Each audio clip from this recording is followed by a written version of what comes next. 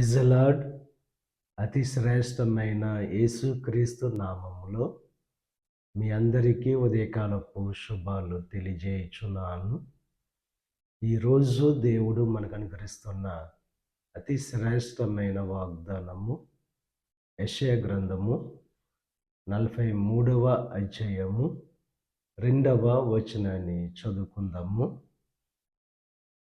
నీవు జలములలో బడి దాటునప్పుడు నేను నీకు తోడై యుందును. అతి శ్రేష్టమైన వాగ్దానం దేవుడు ఈరోజు మనకు అనుగ్రహిస్తున్నారు. జలములలో బడి దాటినప్పుడు నేను మీకు తోడై ఉంటానని చెప్పి దేవుడు వాగ్దానం చేస్తున్నారు.